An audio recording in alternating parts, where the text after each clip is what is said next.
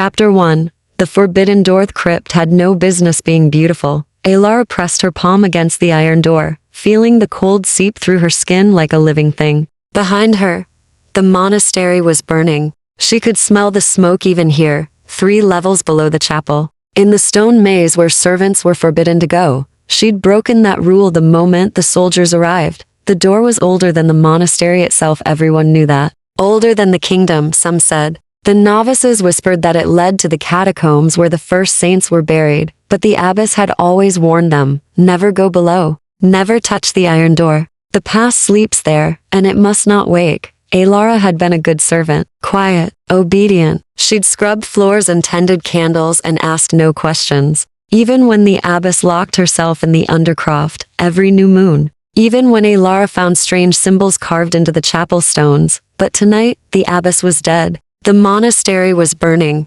and the soldiers who'd come bearing the Duke's crest had looked at Alara with eyes that promised worse than fire.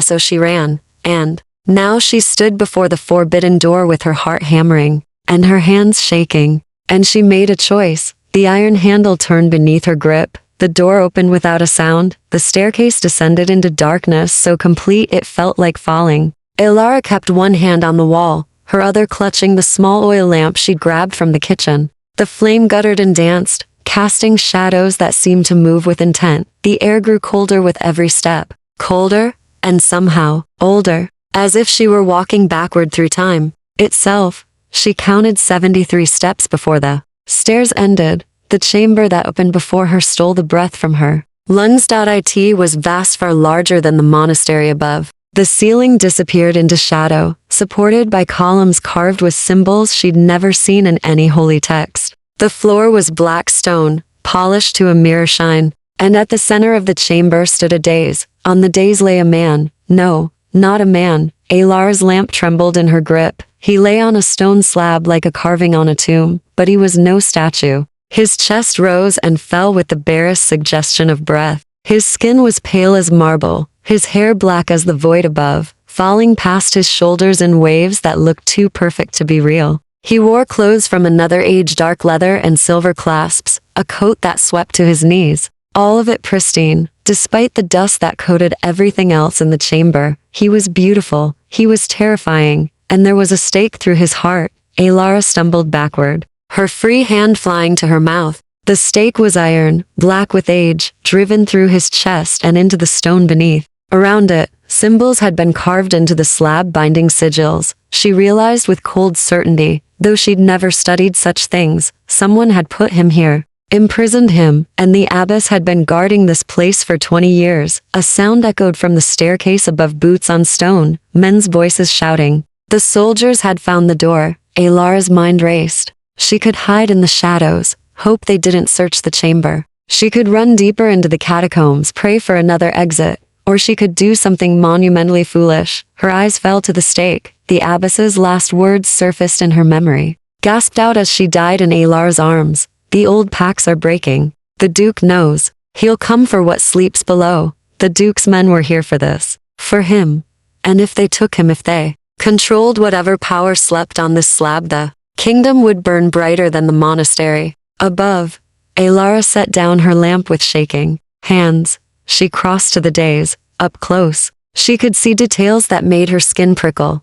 The way his lashes lay dark against his cheeks, the sharp cut of his jaw, the stillness that was too perfect to be sleep. His hands were crossed over his chest, long fingers resting just below the stake. If she removed it, she might die. If she didn't, she'd die anyway. The soldiers' footsteps were getting closer. Alara wrapped both hands around the iron stake and pulled. It didn't move. She braced her foot against the slab and pulled harder, throwing her weight backward. The metal was freezing, burning her palms even through her calluses. The binding sigils flared with cold blue light. The stake came free with a sound like breaking ice. Alara fell hard, the iron clattering across the floor. For a moment, there was only silence and the sound of her own ragged breathing. Then the man on the slab opened his eyes. They were silver, pure silver, like moonlight on water, like winter stars. They fixed on her with an intensity that pinned her to the floor as surely as the stake had pinned him to stone. He sat up slowly, his movements liquid and wrong, as if gravity affected him differently.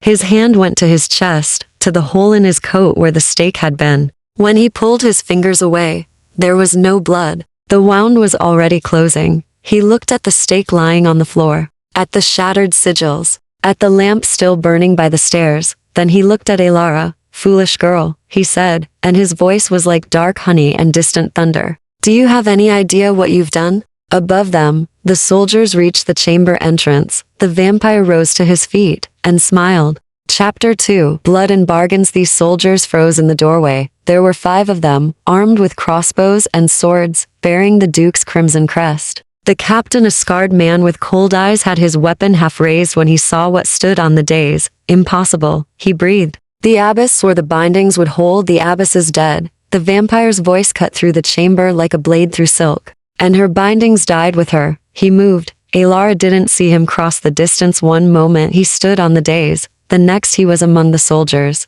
The captain's crossbow clattered to the floor. 2 men fell without a sound. The others tried to run. They didn't make it to the stairs. It was over in heartbeats. Silent, surgical, terrifying. When the vampire turned back to face her, there was blood on his hands. Not his own. Alara's back hit the wall. She'd scrambled away without realizing it, her breath coming in short gasps. Every instinct screamed at her to run, but her legs wouldn't obey. He crossed the chamber toward her, his steps measured and unhurried. In the lamplight, she could see him clearly now, the inhuman grace of his movements, the way shadows seemed to cling to him like a second skin. He was tall, lean, built like something designed for killing, and those eyes, those terrible silver eyes that saw too much. He stopped 3 paces away, close enough that she could feel the cold radiating from him, but far enough that she could still breathe. "You're afraid?" he observed. Not a question, a fact. Alara's voice came out barely above a whisper. "You killed them. They came to kill you. Or worse." He tilted his head, studying her with the detached curiosity of a predator examining prey. "The Duke's men don't leave witnesses, especially not servants who've seen what you've seen." "What have I seen?" A ghost of a smile touched his lips. "Me." He moved past her to retrieve her lamp, and she flinched despite herself. He noticed. Something flickered across his face, not quite emotion, but an acknowledgement of her fear. "What's your name?" he asked, setting the lamp on a fallen column. "Alara." It came out automatically, before she could think better of answering. "Alara." He repeated it like he was tasting the syllables. "I am Theron. And you, Alara, have created a very complicated situation. I saved your life. I wasn't alive." He gestured to the stake lying in the shadows. "I was bound, sleeping, safe from enemies who would very much like to find me." His silver eyes fixed on her again. "Now I'm awake. And so are all the old debts and older hatreds." Alara's mind struggled to process his words. "The abbess, she was keeping you here? Guarding you? Maintaining the binding?" Theron moved to the dais, running his fingers over the shattered sigils. "Her order has done so for 3 centuries. A bargain made in blood and broken tonight." He looked up sharply. "Did she send you to wake me?" "No, she's dead. The soldiers killed her when she wouldn't tell them what was hidden here." Something cold and dangerous crossed his face. "Then she kept the old oath to the end. More than her predecessors deserved." "What oath?" "What are you?" "You know what I am." He said it simply, without pride or shame. "You knew the moment you saw me." "Vampire." The word hung unspoken between them. Alara had heard stories, of course. Every child in the kingdom knew the tales: bloodsuckers who ruled the night, immortal lords who'd been driven into hiding when the church rose to power. But those were legends, warnings to keep children from wandering after dark. They weren't supposed to be real. They weren't supposed to have silver eyes and speak with the accent of old nobility, and move like falling water.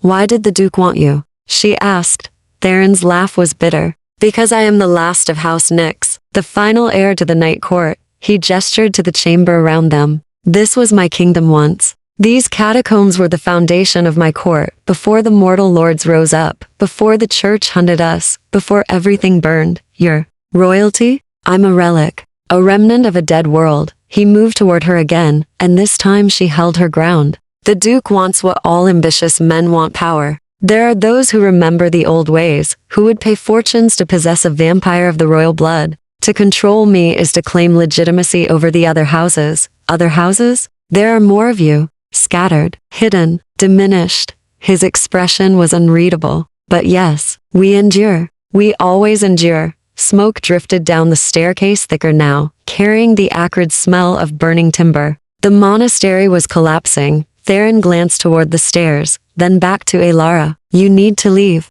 These catacombs have other exits, paths that lead beyond the monastery walls. I can show you. What about you? He blinked, clearly surprised by the question. What about me? You said the Duke wants to capture you. There will be more soldiers. If you stay here, I've survived 3 centuries in a stone prison. I think I can manage a handful of mortal soldiers. Alone? Alara heard herself say. With no allies, no resources, no knowledge of how the world has changed. Theron stared at her. You're suggesting we travel together. I'm suggesting you need help. And she swallowed hard. I have nowhere else to go. The silence stretched between them, broken only by the distant crack of burning wood. Finally, Theron spoke. You understand what you're proposing? To shelter with a vampire? To place yourself under my protection? The word carried weight, implications she couldn't fully grasp. I understand that we'll both die if we stay here. He studied her for a long moment, those silver eyes seeing things she couldn't hide. Then slowly, he nodded. Very well, Alara, who breaks ancient bindings. He offered his hand. Let us see if we can both survive the night. She took it. His skin was cold as winter ice, and his grip was gentle enough to hurt. Chapter 3. The hunger between Themth passage Theron led her through had been hidden behind the days a narrow tunnel that wound through the earth like a serpent's path. Alara kept one hand on the rough stone wall, following the faint luminescence that seemed to emanate from Theron himself. You glow, she said, then immediately felt foolish for stating the obvious. Moonlight. Stored in the blood. His voice echoed strangely in the confined space. All of House Nyx carry it. We were always creatures of the night sky. They walked in silence for several minutes, climbing steadily upward. Behind them, the sounds of destruction grew fainter. The monastery's death throes swallowed by layers of ancient stone. How long were you imprisoned? Alara asked. 317 years. Give or take a season. His tone was conversational, as if he were discussing the weather rather than centuries of confinement. I lost precise count after the first century. The casual horror of it stole her breath. And you were aware? All that time? Aware, yes. Conscious, no. He paused at a junction where 3 tunnels met, considering their options. The stake doesn't kill us. It merely suspends, like being trapped in the space between waking and sleeping, where thoughts drift but never fully form. He chose the left path. An exquisite torture designed by the first witch hunters. I'm sorry. He glanced back at her, surprise flickering across his features. You apologize for something you didn't do? How very mortal. Someone should. Something in his expression shifted, a crack in the cold mask he wore. But before he could respond, he stopped abruptly, his head tilted, listening to something she couldn't hear.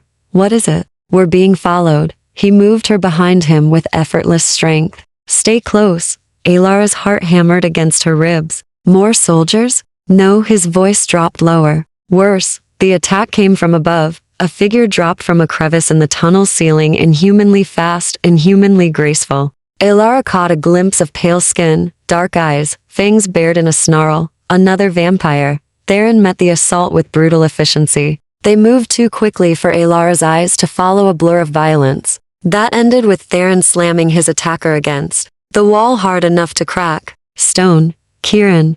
Theron's voice was ice. And iron. House Corvus sends their lapdog. The other vampire, younger looking than Theron, with sharp features and eyes like black glass, laughed breathlessly despite being pinned. Lord Theron. The lost prince awakens. How the mighty have fallen. What does Corvus want? What do you think? News travels fast in the night court. The binding broke. The last of Nyx walks free. Kieran's gaze slid to Alara. With a pet human, no less. How quaint. Theron's grip tightened. Answer the question. Lord Corvus offers alliance, protection, a place at his table. Should you bend the knee and acknowledge his sovereignty over the remaining houses? Corvus was barely a fledgling when I ruled. Tell him to come grovel himself if he wants my allegiance. Kieran's smile was all teeth. He anticipated your pride. So he sends a second message. Submit, or House Nyx dies with you tonight. House Nyx is already dead. Then you have nothing to lose by dying. Kieran twisted impossibly fast, breaking Theron's hold. But what about her? He lunged for Alara. Theron was faster. He caught Kieran mid-strike, fingers closing around the younger vampire's throat. Touch her and I'll scatter your ashes across 3 kingdoms. Protective already? My lord, it's been less than an hour. Kieran wheezed out a laugh. Or is she not a pet? Is she? His eyes widened with sudden understanding. You haven't fed 300 years without blood, and you choose to starve rather than drink from the little mouse who freed you. Theron said nothing, but Alara saw his jaw clench. How noble. How foolish. Kieran grinned through the chokehold. How long do you think you'll last? A day? 2? The hunger will take you, Lord Theron. And when it does, Theron drove him into the ground with enough force to crater the stone. Kieran lay still. Is he dead? Alara whispered. Unconscious. It takes more than that to kill our kind. Theron straightened, not looking at her. We need to move. He'll wake soon, and others will come. They continued through the tunnels, but something had changed. Alara noticed the tension in Theron's shoulders, the careful distance he maintained between them, the way he wouldn't meet her eyes. What Kieran said, she began carefully. About you not feeding, it's not your concern. You saved my life twice tonight. I think it is. He stopped walking, stood very still. You don't understand what you're asking. Then explain it to me. Theron turned slowly, and the look in his eyes made her breath catch. There was hunger there, ancient, terrible, barely contained. I haven't fed in 3 centuries, Alara. The preservation spell kept me from starving completely, but now, he flexed his hands as if feeling the tremor in them. Now the hunger wakes with me. And you, he cut himself off. I what? You smell like life itself, like sunlight and warm blood and everything I've been denied. His voice roughened. Every moment near you is an exercise in control I'm not certain I possess. Understanding crashed over her. You're afraid you'll hurt me. I'm afraid I'll kill you. There's a difference. Alara took a step toward him. He immediately stepped back. Don't, he warned. You don't know what you're doing. I know you've had 100 chances to hurt me and haven't. Another step. I know you chose to starve rather than take what you needed. Another. I know you're stronger than you think. Alara, if you need blood to survive, to fight, to protect us both, she lifted her wrist, pulse point visible in the faint glow. Then take it. His eyes locked onto the offered vein. Silver flickered to crimson and back again. You're asking me to feed from you. I'm asking you to trust yourself as much as I trust you. You shouldn't trust me. Too late. The silence stretched between them, heavy with possibility and danger. Finally, Theron closed his eyes. Not yet, he said quietly. But, ask me again when we're safe. When I have the control to stop.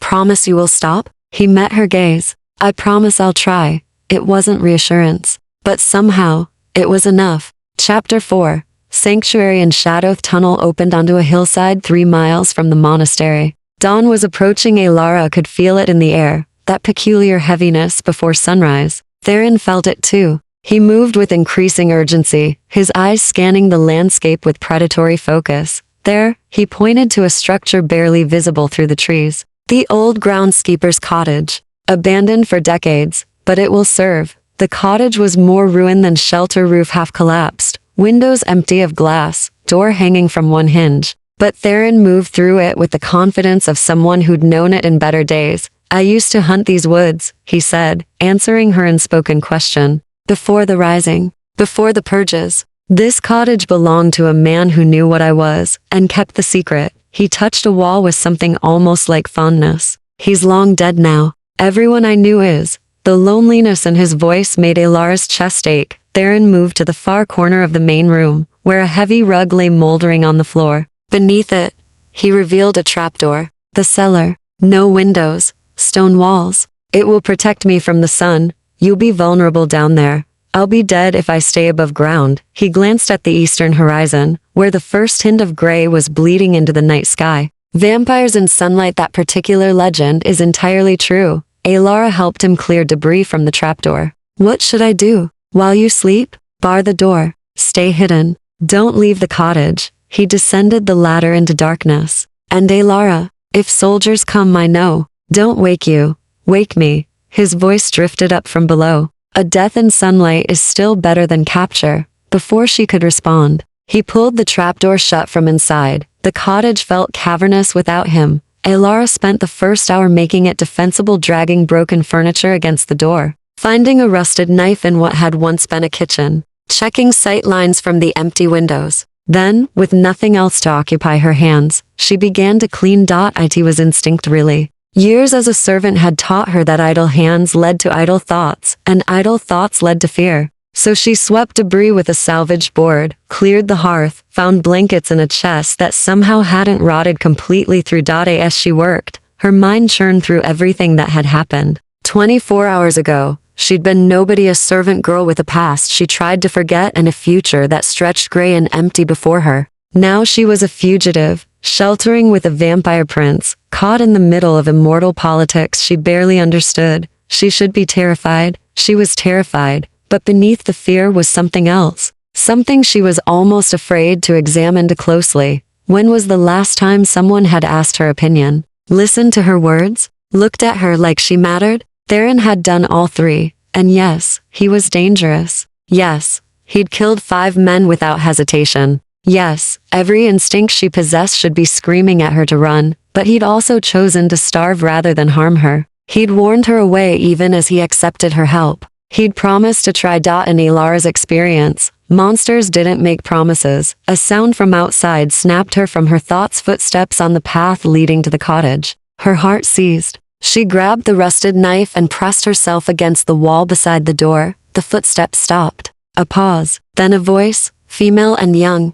Is someone there? I saw smoke from the monastery. I thought, hesitation. I thought maybe someone survived. Elara's grip on the knife loosened slightly. That didn't sound like a soldier. Carefully, she peered through a gap in the boarded window. A girl stood in the clearing, perhaps 16, wearing a novice's robes. Her face was smudged with soot, her eyes red from crying. Elara recognized her. Mira, one of the younger novices who'd helped in the kitchen. Relief and fear warred in Elara's chest. Relief that she wasn't alone, that someone else had survived. Fear that Mira's presence would draw attention, would endanger them both. Would force questions Elara couldn't answer. She made a decision. Elara opened the door just wide enough to slip through, closing it firmly behind her. Mira, thank God.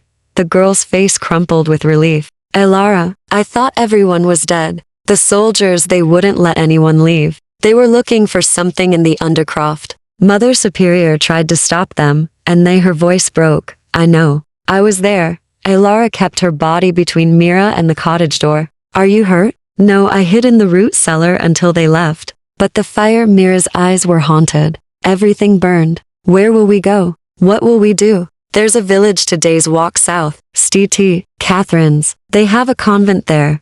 You're not coming with me? Elara shook her head. I have to stay here. There's something I need to do. Mira's gaze drifted to the cottage, curious and concerned. Are you hiding from the soldiers? Because if you are, you should come with me. It's safer. No, the word came out sharper than Elara intended. I'm sorry, Mira, but you need to go, now, before full light. But please, Elara softened her tone. Trust me, this isn't safe for you. Something in her expression must have convinced the girl. Mira nodded slowly, stepping back. Will you be all right? I will. I promise. She watched Mira disappear down the path, waiting until the sounds of her footsteps faded completely. Only then did Elara return to the cottage, barring the door behind her. The day passed in strange stillness. Elara dozed fitfully in a corner, starting awake at every sound: wind through broken shutters, birds in the eaves, the settling of old wood. She tried not to think about Theron lying dead still in the darkness below,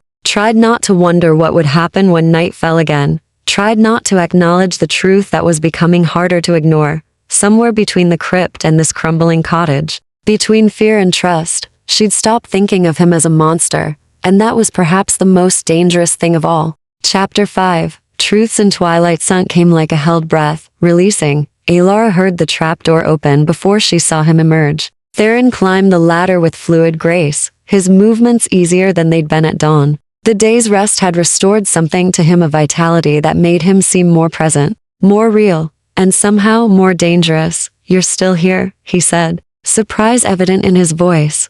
Where else would I be? Gone, fled while you had the chance. He studied her with those unsettling silver eyes. Most would have. I'm not most people. No, his gaze lingered on her. You're not. Elara had prepared a meal of sorts, stale bread and cheese she'd found in her apron pockets from before the attack, a flask of water from the old well outside. She offered him the water flask. I don't need it, he said. When did you last drink? Water, I mean, 3 centuries ago. But he took the flask anyway, studying it like an artifact from another world. He raised it to his lips, swallowed, and grimaced. I'd forgotten how dull it tastes. Everything does, except he cut himself off, except blood. Yes, he set the flask down carefully. You should eat. You've had nothing since yesterday. The fact that he'd noticed made something warm unfurl in her chest. She tore the bread in half, offering him a piece out of habit, before remembering. He smiled faintly at the gesture. Tell me about yourself, he said, settling against the far wall.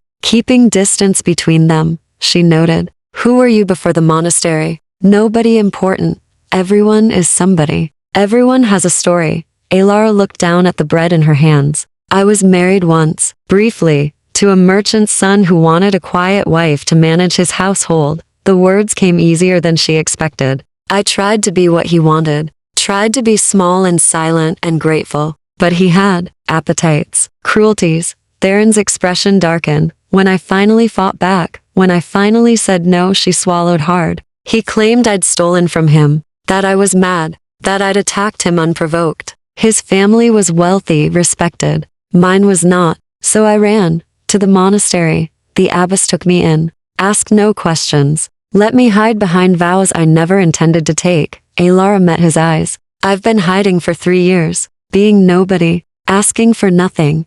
And now I've broken ancient bindings, fled a burning monastery, and allied myself with a vampire prince. I think hiding is no longer an option. His laugh was soft, unexpected. No, suppose it isn't. He tilted his head, considering her. You said he had cruelties. Did he? He tried. Alara's voice was steady. Once, I broke his nose with a candlestick. That's when he called the magistrate. Good. The word carried weight, approval. You should have killed him. I'm not a killer. No, you're something rare, someone with the capacity for violence who chooses restraint. Theron's gaze was intent. But never mistake restraint for weakness, Alara. The world will try to teach you that lie. Don't believe it. The conviction in his voice made her throat tight. When was the last time someone had called her strong? Your turn, she said. Tell me who you were. Before the binding, Theron was quiet for a long moment. I was the 3rd son of House Nyx, not heir, not spare, but still royal blood, still bound by duty. He stared at nothing, remembering. My brothers ruled with iron and ice. They saw mortals as cattle, as resources to be managed. I thought there could be another way. What way? Coexistence, partnership. I believed vampires and humans could live without one enslaving the other. His smile was bitter. I was young, idealistic, foolish. What happened? I fell in love with a human woman, a scholar who studied the old texts, who saw our kind as something other than monsters. His voice softened. Her name was Sira. She taught me that mortality was not weakness, but a different kind of strength, the courage to love completely, knowing it must end. Alara's heart clenched. What happened to her? My brothers happened. They saw my attachment as betrayal of our kind, a contamination of royal blood. The temperature in the room dropped. They killed her, made me watch. Then they handed me to the church for binding, claiming I'd gone mad with bloodlust. That's Alara couldn't find words horrible enough. That's house politics. That's a mortal power unchecked by mortal conscience. He looked at her directly. That's why I don't trust easily. Why? I warn you away, even as I accept your help. Everyone I've ever protected has died because of what I am. I'm not her, Alara said quietly. No, but you're still human, still fragile,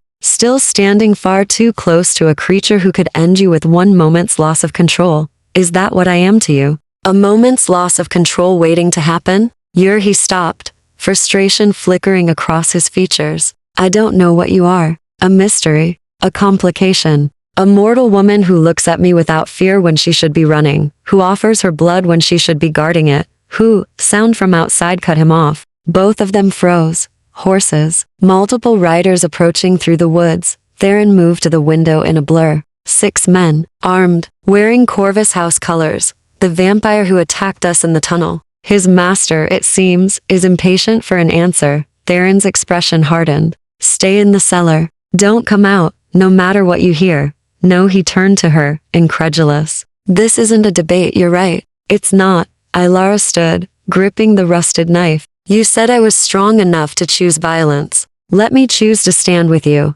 Alara, you can't fight 6 vampires alone. Not weakened. Not without feeding. His jaw clenched. What are you suggesting? She held out her wrist. I'm suggesting we even the odds. Together. Chapter 6. The blood oath space between them felt charged, electric. Theron stared at her offered wrist, his silver eyes flickering between hunger and restraint. Outside, the horses drew closer minutes away. Perhaps less. You don't know what you're asking, he said, voice rough. I know exactly what I'm asking. Alara stepped closer, closing the distance he'd so carefully maintained. You need strength. I can give it. Unless you'd rather face 6 vampires while starving? The first feeding creates a bond. Blood recognizes blood. You would feel me, Alara, in your thoughts, your dreams. A connection that can't be severed. His hands flexed at his sides. It's not something to offer lightly. Nothing about this situation is light. She kept her wrist extended, steady, despite the hammering of her heart.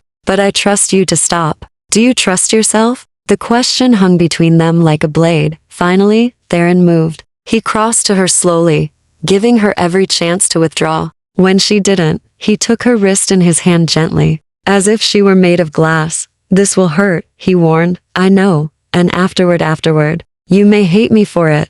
I'll take that risk. His thumb traced the vein at her wrist, feeling her pulse. His eyes met hers, searching for any hesitation. Finding none, he lowered his head. The first touch of his lips against her skin sent shivers through her. Then came the bite, sharp, burning, intimate. Alara gasped, but didn't pull away. Pain bloomed white hot, then transformed into something else entirely. Heat, connection, a rushing sensation like falling and flying simultaneously. She truly felt him for the first time. The terrible hunger that had gnawed at him for centuries, now finally sated. The careful control he maintained even now, the iron will holding back instincts that screamed to drain her dry. The surprise and wonder that her blood tasted like summer moonlight, like something he'd thought lost forever, and beneath it all, loneliness. Such crushing, endless loneliness. I see you, she thought, not knowing if he could hear. His grip on her wrist tightened fractionally. I know.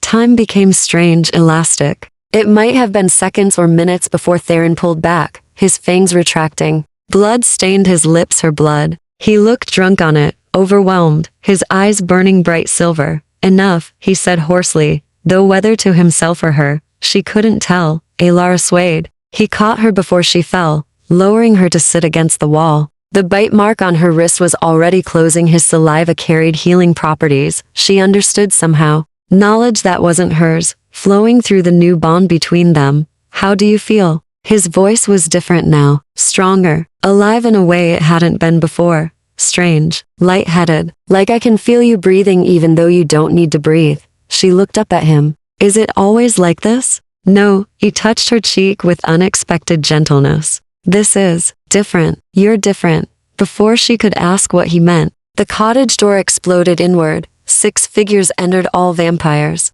all bearing the raven sigil of House Corvus on their dark clothing. They moved with coordinated precision, fanning out to surround Theron and Alara. The leader stepped forward. She was beautiful in the way predators are beautiful, all sharp edges and calculated grace. Her eyes were black as pitch, her smile razor thin. Lord Theron of House Nyx, she said, her voice like silk over steel. Lord Corvus extends his greetings and his patience. Have you reconsidered his generous offer? Theron stood, positioning himself between Alara and the intruders. Tell Corvus that House Nyx bends knee to no one. Not now. Not ever. How disappointing. The woman's gaze slid to Alara. And you've taken a blood servant already. How very traditional, though she smells deliciously mortal. Perhaps Corvus will let me keep her when this is done. Touch her, and you'll learn why Nyx once made kingdoms tremble. The woman laughed. Bold words for a vampire who's been sleeping for 3 centuries. The world has changed,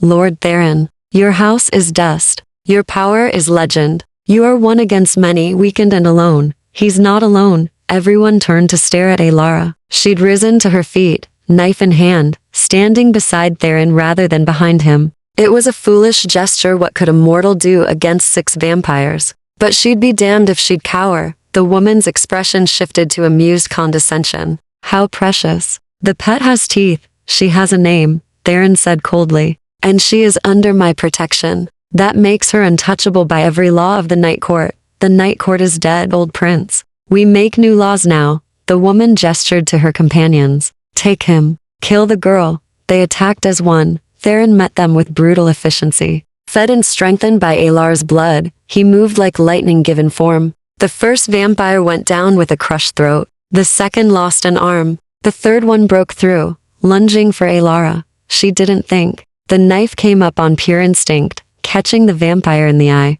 It screamed, stumbling back. Not a killing blow, she didn't have the strength for that, but enough to buy precious seconds. Theron was there in an instant, snapping the wounded vampire's neck with casual violence. Through their bond, Alara felt his approval, his pride, his fear for her. The remaining 3 vampires hesitated, reassessing. Their leader's smile had vanished. Clever, she admitted. But this changes nothing. Corvus will have your allegiance or your death. Choose wisely, Lord Theron. I choose neither. His voice carried the weight of ancient authority. Tell Corvus that if he wants House Nyx, he'll have to take it himself. And tell him I remember every slight, every betrayal. When this is over, I'll remember who stood where. The woman's eyes narrowed. You're making a mistake. I've lived 300 years in stone. I've made worse. A tense moment passed. Then the leader gestured sharply, and the surviving vampires withdrew, dragging their wounded with them. Within moments, the cottage was empty save for Theron and Alara. Alara's legs gave out. This time, when Theron caught her, he didn't let go. That, she said shakily, was terrifying. Yes, and you were magnificent. He held her as she trembled, his arms steady and sure. Foolish, reckless, and magnificent. Through their bond, she felt his heart racing. Or perhaps it was her own. Chapter 7. Flight and Phyrethi couldn't stay at the cottage. Theron made that clear within minutes of the Corvus vampires' departure. They'll return with greater numbers. Corvus won't tolerate defiance twice. Alara watched him move through the ruined cottage, gathering what little they had: her cloak, a water skin, the remnants of food. The bond between them hummed with his urgency, his calculated assessment of their situation. It was disorienting, feeling his emotions tangled with her own. Where will we go? She asked. Away from here. Away from the major houses. He paused, considering. There's a place. Old Nyx territory, abandoned after the purges. If any of my people survived, they might have gone to ground there. Your people? Servants, allies, those who served House Nyx out of loyalty rather than fear. His expression was guarded. If any remain after 3 centuries, it's a considerable if. Alara pulled her cloak tighter against the evening chill. Through the broken window, she could see stars emerging, the same stars that had watched the world change while Theron slept in stone. How far? 3 days' travel. Perhaps 4 with. He gestured vaguely at her. With a mortal slowing you down? I was going to say with appropriate caution, but there was a glimmer of humor in his eyes. Though, yes, I can move faster alone. Then leave me. The words came out before she'd fully thought them through. You'd be safer without. No, the word was absolute. The bond is formed. Your blood runs in my veins, my essence in yours. If Corvus finds you, he'll use you to find me. If other houses discover you, his jaw clenched. You're not a liability, Alara. You're a target now. The only safe place for you is beside me. The weight of that truth settled over her. By saving him, by offering her blood, she'd irrevocably tied her fate to his. There was no going back to her quiet, hidden life. There was only forward, into a world of night and ancient blood feuds. Then we leave now, she said. They set out under cover of darkness, moving through the forest with Theron leading. He could see perfectly in the lightless woods. Alara had to trust his guidance, one hand on his arm, as they navigated roots and ravines. Tell me about the houses, she said quietly. If I'm part of this world now, I should understand it. Theron was silent for several steps. Then, there were once 12 great houses, each controlling a region, each with their own laws and customs. We governed ourselves through the Night Court, a council where disputes were settled, alliances formed, wars prevented. What happened? Pride, ambition, the usual poisons. His voice carried old bitterness. Some houses saw mortals as nothing but food. Others wanted to rule openly, claiming divine right to dominion. When the church rose with enough power to fight back, when witch hunters learned our weaknesses, he paused at a stream, lifting her across with effortless strength. We burned. Houses fell. Strongholds were destroyed. By the time the purges ended, only 4 houses remained in any strength: Corvus, Silverthorn, Ashwood, and Nyx. And now Nyx is just you, just me, he agreed. The last of a dead house. A symbol more than a power. Which is precisely why Corvus wants my allegiance to legitimize his claim to lead the remaining houses. Alara processed this as they walked.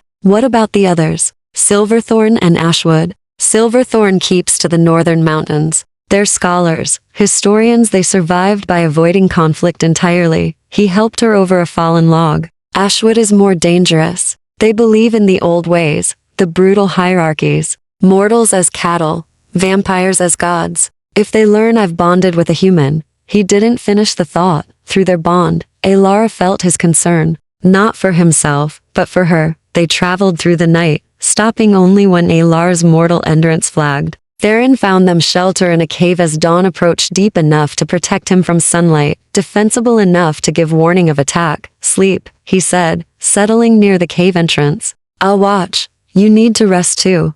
I've rested for 300 years. A day without sleep won't harm me. But his eyes were kind. Sleep? Alara, you're exhausted. She was. The blood loss, the fear, the long night's flight, all of it pressed down on her like a weight. She curled up on her cloak, and despite the hard stone beneath her, sleep came quickly. She dreamed of blood and moonlight, of a court that glittered with immortal beauty and casual cruelty. She saw Theron as he'd been younger, seeming less guarded, his eyes bright with idealism not yet crushed by betrayal. She saw Sira, the human woman he'd loved, her throat torn open and her eyes accusing. You couldn't save me, Dream, Sira whispered. You can't save her either. Alara woke with a gasp. Theron was beside her instantly. What is it? What's wrong? Dream. Just a dream. But her heart raced, and through the bond she felt his alarm transforming to understanding. You saw her, Sira. I'm sorry. I didn't mean to. The bond shares more than emotion. Sometimes memories bleed through, especially in sleep. He settled back, but stayed closer than before. I'm sorry you had to see that. Is it always like this? The bond? It fades somewhat given time. The raw edges smooth, but you'll always feel me to some degree, and I you. He studied her in the dim light. Does it frighten you? Alara considered. Through the bond, she could feel him, his presence like a second heartbeat, his protectiveness wrapped around her like armor. It was intimate, invasive, and strangely comforting all at once. No, she said finally. It makes me feel less alone. Something shifted in his expression. Yes, he said quietly. It does. They sat in silence as dawn broke outside, the cave growing dim as Theron's strength began to wane. Before sleep took him, he said, thank you. For not running when you still could. Thank you for not letting me, Alara replied. His hand found hers in the darkness. His skin was already growing cold as day sleep claimed him, but his grip was gentle, and Alara kept watch while the vampire who'd made her his partner slept trustingly beside her. Chapter 8. The ruins of House Nyx. They reached the old Nyx stronghold on the 4th night. Alara saw it first as a silhouette against the stars, a fortress carved into the mountainside. Its towers broken like shattered teeth. Even in ruins, it was magnificent. Gothic spires reached toward the sky, bridges spanned impossible distances, and everywhere stone had been shaped with impossible artistry. It was beautiful once, Theron said quietly beside her. His voice carried grief so deep she felt it echo through their bond. The jewel of the night court, a place where mortals and vampires lived in something approaching harmony. What happened to it? My brothers happened. After they bound me, after Sira's death, the church came with fire and holy water and righteous fury. He walked forward slowly, as if approaching a grave. Those who didn't flee were slaughtered. The stronghold was declared cursed ground. For 3 centuries, no one has dared enter. They crossed the threshold together. Inside, the destruction was both ancient and immediate.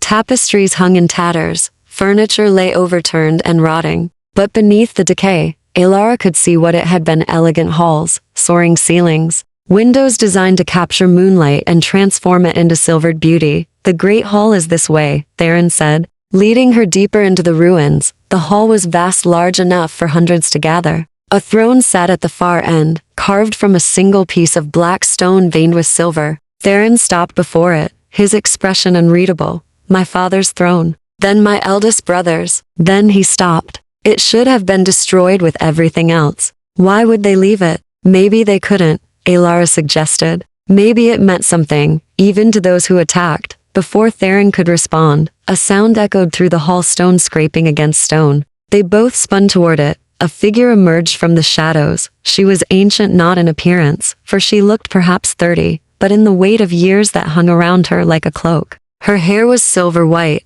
her eyes the pale blue of winter ice. She wore robes that had once been fine, but were now patched and faded, and she was smiling. "My lord," she said, her voice breaking. "You're awake. After all this time, you're truly awake." Theron stared. "Lyanna?" The woman Lyanna crossed the hall in a blur of vampire speed, stopping just short of touching him. Tears streamed down her face. "I waited. I kept the faith. I knew someday." Her eyes fell on Alara, widening slightly. "And you've bonded. To a mortal. This is Alara. She freed me from the binding." Theron's voice was rough with emotion. "Lyanna was my tutor, my advisor, one of the few who supported my vision for the house." "I thought you were dead," Lyanna said. "I thought everyone was dead." "Not everyone." Another figure appeared from the shadows, male, younger looking, with dark eyes and cautious movements. Then another, and another. Within minutes, a dozen vampires had emerged from various hiding places within the ruins. They were thin, worn, their clothes patched, and their faces marked by long hardship. But they were alive, and they were looking at Theron with expressions that ranged from hope to desperation to disbelief. "How many?" Theron asked Lyanna. 17 of us remain. Out of nearly 300, Lyanna's voice was steady despite her tears. "We've survived by hiding, by hunting far from the ruins, by staying scattered during the day. The other houses think Nyx is extinct. We've worked hard to maintain that illusion." 17. Theron's jaw clenched. "Against how many in the other houses?" "Corvus commands perhaps 60. Ashwood 40. Silverthorn 30, though they rarely involve themselves in conflicts." Lyanna's gaze was sharp despite her emotion. "My lord, why are you here? If the other houses learn you've awakened, they already know." "Corvus sent representatives. They demanded my allegiance, and you refused." "It wasn't a question. I am House Nyx. I bow to no one." A murmur ran through the assembled vampires. Alara felt Theron's pride through the bond, but also his fear, not for himself, but for these survivors, who'd waited centuries for a leader who might now lead them to destruction. Lyanna seemed to read his thoughts. "We knew the risks when we stayed. When we kept the stronghold from complete ruin. When we kept the throne intact." She gestured to the stone seat. "That was my doing, my lord. I couldn't bear to see it destroyed. Call it sentiment or foolishness, but it's home," Theron said quietly. "And you protected it." "Thank you." An older male vampire stepped forward. "What are your orders, Lord Theron? Do we fight? Do we hide? Do we seek alliance with Silverthorn?" Theron looked at each face, these remnants of his house, these survivors who'd endured 3 centuries of hiding and hoping. Through the bond, Alara felt his conflict. He could order them to scatter, to continue hiding. It would be safer, wiser, but it would also mean the slow extinction of everything his house had stood for. "We rebuild," he said finally. "Not to what we were, that world is dead and gone, but to what we could be. A house that remembers the old honor but learns new ways. A house that doesn't see mortals as lesser." His eyes found Alara. "A house that proves coexistence is possible. The other houses won't allow it," the older vampire warned. "Then they'll learn what it means to wake a sleeping house." Theron's voice carried steel. "We are Nyx. We endure. We adapt. And we do not, will not kneel." The assembled vampires looked at each other. Then, one by one, they knelt, not in submission, but in allegiance. Lyanna was the last. She knelt gracefully, her eyes never leaving Theron's face. "House Nyx lives again. Command us, my lord." Theron stood before his throne, before his people, and Alara saw him transform. Not physically, but in presence he became what he'd been born to be. A prince, a leader, a hope. "Rise," he said, "all of you. The age of masters and servants is done. From this night forward, we are equals, bound by common purpose." He placed one hand on the throne, but didn't sit. "The other houses think us extinct. Let's use that. Lyanna, I need intelligence, numbers, locations, alliances." "Marcus," he nodded to the older vampire, "assess our defenses. If Corvus attacks, we need to be ready, and the mortal Someone asked, not unkindly, gesturing to Alara. Theron's hand found hers. Alara is blood bonded to me. She is under house protection. Anyone who harms her answers to me personally. Through the bond, Alara felt his absolute conviction, and his fear that he dragged her into a war she couldn't survive. But when she squeezed his hand, she felt something else to his gratitude that she was here, that he wasn't facing this alone. We have work to do, Theron said. House Nyx had awakened, and the night court would never be the same. Chapter 9. The price of Worth attack came 3 nights later. Alara woke to the sound of shattering stone and Theron's voice in her mind, not words, but urgent warning transmitted through their bond. She rolled from the bed they'd prepared for her in one of the restored chambers, grabbing the sword Lyanna had given her for protection. Stay inside, Theron had ordered before leaving to patrol the perimeter. If fighting starts, bar the door and hide, she'd agreed at the time. Now, hearing the sounds of battle echoing through the stronghold, feeling Theron's pain spike through their bond, she made a different choice. Alara ran toward the fighting. The Great Hall had become a battlefield. Corvus vampires, at least 20 of them, had breached the outer walls. They moved with coordinated precision, clearly trained for this. The Nyx survivors fought desperately, but they were outnumbered and weakened by centuries of hardship. Theron stood at the center of the chaos, defending the throne. 3 Corvus vampires circled him, testing his defenses. Blood stained his coat, his own blood. Through the bond, Alara felt his exhaustion, the toll of fighting while trying to protect his people. She saw the attack coming before he did, a 4th vampire dropping from the shadows above. Stake raised to drive into Theron's back. Alara didn't think. She threw her sword. It wasn't a killing throw, she lacked the strength and skill for that. But it was enough. The blade caught the descending vampire in the shoulder, disrupting his trajectory. He crashed into the floor instead of Theron's back. Theron spun, saw what had happened, and his eyes met Alara's across the hall. Through the bond, she felt his horror and fury, not at her, but at the danger she'd placed herself in. Then the woman from the cottage stepped into view. The Corvus commander smiled at Alara with predatory delight. The pet with teeth. How convenient, you've saved me the trouble of hunting you down. She moved impossibly fast. Alara barely had time to register the motion before cold hands seized her throat, lifting her off the ground. The commander's grip was iron, crushing. Black spots danced across Alara's vision. Drop your weapons, the commander called out, her voice ringing through the hall. Or I snap her neck. The fighting stopped. Every Nyx vampire froze, looking to Theron. He stood perfectly still, his silver eyes blazing with barely contained rage. Release her. Surrender to Lord Corvus, and I'll consider it. Release her. Each word was edged with violence. The commander's grip tightened. Alara gasped, clawing uselessly at the vampire's arm. Through the bond, she felt Theron's anguish. He was too far away to reach her before the commander could kill her. You care for this mortal, the commander said, realization dawning in her dark eyes. How very human of you, Lord Theron. How very weak. Weakness is mistaking mercy for powerlessness. Lyanna's voice came from directly behind the commander. Release the girl. The commander laughed. Or what? Lyanna drove a stake through the commander's back with brutal efficiency. The vampire's grip released. Alara fell hard, gasping. Theron was there instantly, pulling her away from the commander's thrashing form. The stake hadn't killed her, it took decapitation or sunlight for that, but it had immobilized her. Retreat, Lyanna ordered the Corvus vampires. Take your commander and go. Tell Lord Corvus that House Nyx still knows how to defend its own. For a moment, the invaders hesitated. Then, seeing their commander disabled and the Nyx vampires rallying, they grabbed their fallen leader and withdrew into the night. The silence that followed was deafening. Theron held Alara against his chest, his hand gentle on her bruised throat. Through the bond, she felt his fear slowly transforming to anger, not at her, but at himself. I told you to hide, he said quietly. You needed help. You could have died. So could you. Alara pulled back enough to meet his eyes. I saw the vampire above you.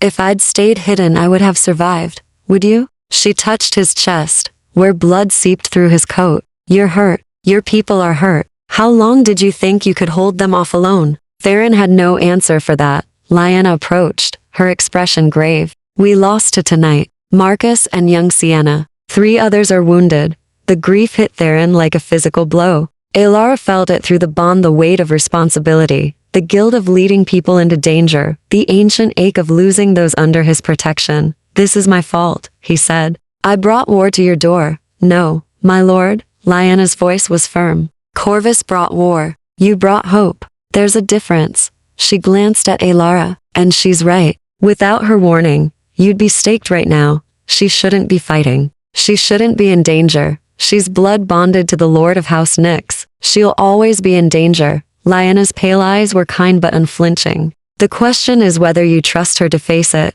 or whether you'll cage her like your brothers would have done. The words struck home. Theron flinched as if slapped. Alara took his hand. I'm not Syrah. I'm not fragile. I'm not something to protect at the cost of everything else. Through the bond, she pushed her conviction toward him. I chose this. I chose you. Let me fight beside you, not behind you. You're mortal. One mistake, one moment of bad luck could kill me. Yes, just like it could have killed me when the monastery burned, or when Kieran attacked, or when I pulled that stake from your chest. She squeezed his hand. I've been in danger since the moment we met. At least this way, I'm fighting for something that matters. Theron closed his eyes. Through the bond, she felt his internal war, the desire to keep her safe battling against his knowledge that she was right. That treating her as helpless would dishonor both of them. Teach me, Alara said quietly. Teach me to fight properly, to defend myself and others. Let me be a partner, not a liability. He opened his eyes, and she saw resignation there. And respect. You're certain? I've never been more certain of anything. Lyanna cleared her throat. If I may, my lord, she has a point. A bonded mortal who can fight is worth 10 who hide. And if Corvus attacked once, he'll attack again. Better she's prepared. Theron looked between them, these two women who refused to be protected at the cost of their agency. Finally, he nodded. Very well. He looked at Lyanna. Train her, but carefully. Of course, my lord. Lyanna smiled slightly. Though I suspect she's tougher than you think, I know she is. Theron said quietly, his eyes on Alara. That's what terrifies me. Chapter 10. Choosing tomorrow. War came to its conclusion under a blood moon. 2 weeks had passed since the attack on the stronghold. 2 weeks of training, preparing, and gathering intelligence. Lyanna had been a merciless instructor, pushing Alara beyond exhaustion every night. But the effort had paid off. Alara could now hold her own against fledgling vampires, at least long enough to survive. Through it all, the bond between her and Theron had deepened. She felt him constantly now, his presence woven through her thoughts like silver thread through dark fabric. And he felt her determination, her growing confidence, her absolute refusal to be left behind. Tonight, that bond thrummed with tension. Lord Corvus had finally come himself. He arrived at moonrise with 40 vampires at his back, nearly his entire house. They assembled in the valley below the stronghold. A show of overwhelming force. He's calling for parley, Lyanna reported, returning from the ramparts. He wants to speak with you directly, my lord. Alone. It's a trap, Marcus growled. Of course it is. Theron fastened his coat, the same one he'd worn when he was bound, now cleaned and mended. But refusing would be seen as cowardice. And that's a weakness we can't afford. Then I'm coming with you. Alara said. Every vampire in the room turned to stare at her. Absolutely not. Theron said immediately. The bond makes me part of this. Corvus knows it. Hiding me now shows fear. Alara met his gaze steadily. You taught me that in this world, perception is power. So let's use it. Through the bond, she felt his conflict, his fear for her safety, his recognition that she was right, his frustration that she'd learned his own lessons too well. You stay within arm's reach, he said finally. If anything happens, I know. Run, hide, survive. She smiled slightly. I won't, but I know. They descended to the valley together. Lord Corvus was everything Theron was not: broad-shouldered, golden-haired, with eyes like polished amber and a smile full of calculated charm. He stood surrounded by his house, radiating confidence and power. Lord Theron, Corvus bowed with exaggerated courtesy. How good of you to accept my invitation. And you brought your pet. How quaint. Alara felt Theron's anger spike through the bond. She squeezed his hand gently. Steady. State your terms, Corvus, Theron said. I assume you didn't come just to trade insults. Terms? No, Corvus's smile widened. I came to make you an offer. One final chance to bend knee and save what remains of your pathetic house. And if I refuse, then I destroy you. Tonight, here. Corvus gestured to his assembled forces. 40 against 17. The outcome isn't in question, old prince. The only question is whether you choose to die proudly or live pragmatically. You're assuming I'll lose. I'm assuming mathematics. Corvus's eyes gleamed. But perhaps I'm being ungenerous. Tell you what, let's make this interesting. Single combat. You and I. If you win, Corvus House retreats and acknowledges Nick's sovereignty. If I win, his gaze slid to Alara. I take your bonded as proof of conquest, and your people swear allegiance to me. The temperature dropped. Theron's power rolled off him in waves, making the very air taste of winter and ancient fury.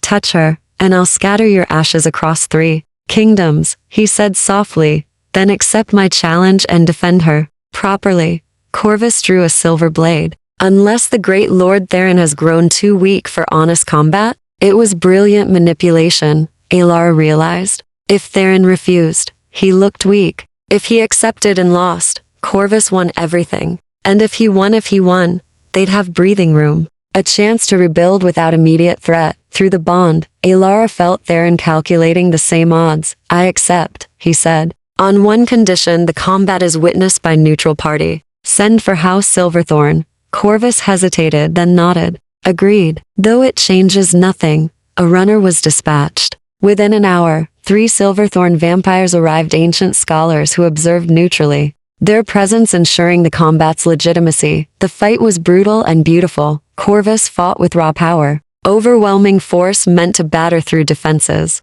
Theron fought with precision, turning Corvus's strength against him, using 3 centuries of experience to counter brute force with technique. They were evenly matched. Too evenly. Alara watched with her heart in her throat, feeling every blow Theron took through their bond, feeling his exhaustion mounting despite his skill. Corvus was younger, stronger, fed regularly. Theron was still recovering from centuries of starvation. The fight was turning. I can't watch you die. Alara thought desperately. Please. Through the bond. Theron's response came. Then don't watch. Run. Live. No. Corvus landed a devastating blow, driving Theron to his knees. The gathered vampires, both houses, went silent. Corvus raised his blade for the killing. Strike. Yield. Corvus commanded. Acknowledge me as Lord, and I'll spare your life. Theron looked up, blood on his lips, silver eyes burning. Never. The blade descended. Alara moved. She threw herself between them, arms spread wide. The blade stopped a hair's breadth from her throat. Corvus stared at her in shock. The bond, she said, her voice carrying across the silent valley. You want to kill him? You'll have to kill me first. And then explain to every house, to all the Night Court, why you murdered an unarmed mortal under neutral witness. It was insane. It was reckless. It was also brilliant. Corvus couldn't kill her, not without appearing dishonorable, not without violating the ancient laws that even he couldn't completely ignore, not with Silverthorn watching. Clever girl, Corvus hissed. But this changes nothing. He's defeated. He's alive. Alara helped Theron stand. And that's what matters. One of the Silverthorn witnesses stepped forward. The combat is inconclusive. No death occurred. By ancient law, both houses maintained their sovereignty. Corvus's face darkened with rage. This is the law, the Silverthorn vampire said calmly. Would you dispute it before witnesses? A tense moment passed. Then Corvus sheathed his blade with barely controlled fury. This isn't over, Theron. It never is, Theron said quietly. Corvus and his house withdrew into the night, leaving Theron's people victorious, barely, bloodied but alive. Later, alone in Theron's chambers, Alara tended his wounds while he sat silent. You're angry, she said. You could have died, but I didn't. We didn't. She met his eyes. We survived, together.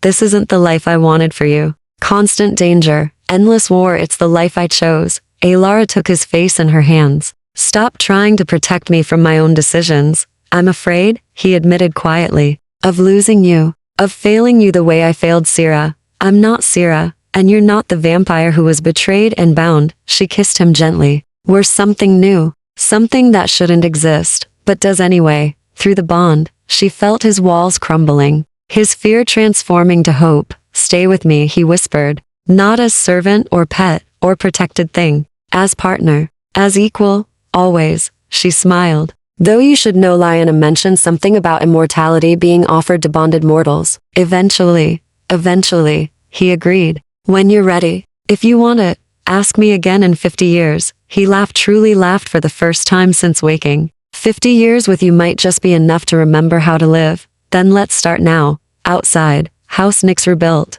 Inside, a vampire prince and a mortal woman who'd saved each other began to heal. The war wasn't over. But for tonight, love was enough.